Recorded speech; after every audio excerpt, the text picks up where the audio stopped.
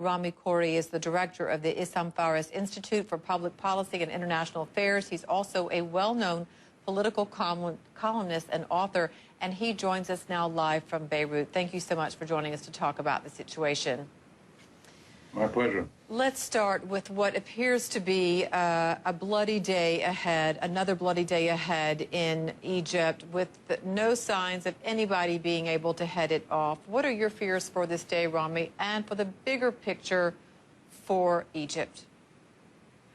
Well, the picture you really have to look at is the whole region. You know, the four most important modern Arab cities, Baghdad, Damascus, Beirut, and Cairo, all were simultaneously involved yesterday, Thursday, in bombings and killings and sniper assassinations and street riots.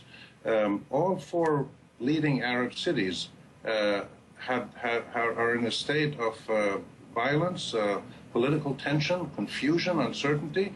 But this is really the part of the process of the transition from the failed old order of the last 2 or 3 generations, the police states and the corrupt, ineffective governance systems of the modern Arab world, into something new. And this is the most difficult moment right now, the moment after the revolutions and the uprisings started. So we have to really put it in its context. And what actually is happening, I believe, in Cairo, which is the most problematic now, especially when you have people like attacking churches and things like that, which are almost unknown in Egypt in terms of popular sentiment. We're really moving from the revolutionary moment to the Civil War moment. In the United States, it took them about 70 years to make that shift from revolution to a constitution, to a civil war, and then to a stable democracy. And that's why these situations now are so difficult. We will continue to have these kinds of tensions and problems and killings here and there, but at some point it will stabilize and people will move towards something better. Hopefully less than 70 years. And yes, certainly the transition is proving to be more difficult than perhaps anybody imagined. Does Egypt have a tolerance for this, or who might be able to intercede? It doesn't sound like the Barack Obama is having an effect. It doesn't sound like other countries are having effect. The Security Council even asking for maximum restraint. Right now, no one seems to be listening.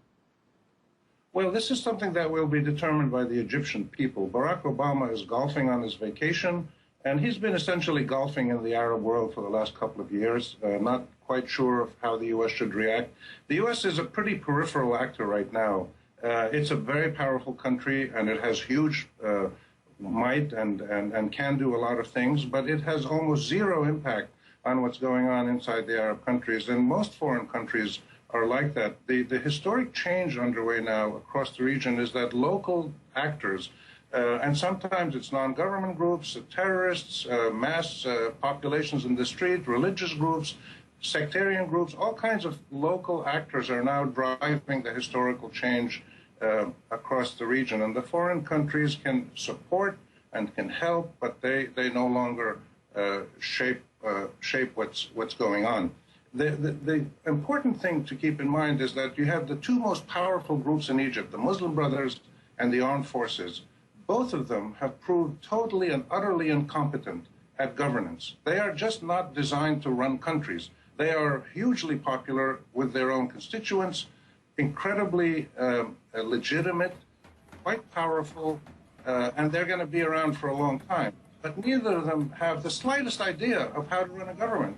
And this is one of the moments they've been given a chance to fail, and there has to emerge from within these Arab societies, whether it's Syria or Lebanon or Baghdad or Yemen or wherever, you have to have the emergence of some combination of independent citizens and organized political groups that touch on faith and tribalism and Arabism and sectarian identity, that incorporate those values, but then can transform them into stable government systems. It takes a long time to do that in most democratic transitions. We've only been doing this for 2.5 years. We've now hit the civil war moment in most of these countries with this massive sectarian tension and fighting and killing.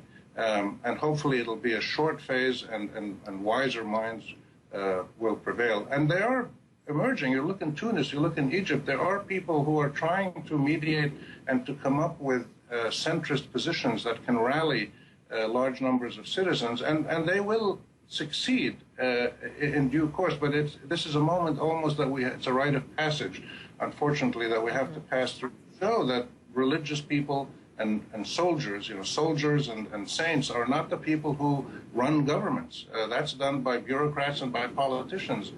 There's nobody in the Arab world who has any experience in democratic politics or governance. Nobody. Not Hezbollah, not the Malki in Baghdad, not the Sisi in Egypt. Nobody has had any experience in political, pluralistic, democratic, accountable, transparent governance. And they're learning on the job. And we are seeing the effect of that in the streets, and everyone is pulling for the people of Egypt. It's painful to watch, but we thank you so much for your thoughts. Thank you for your insight, Rami Khouri, for us out of Beirut.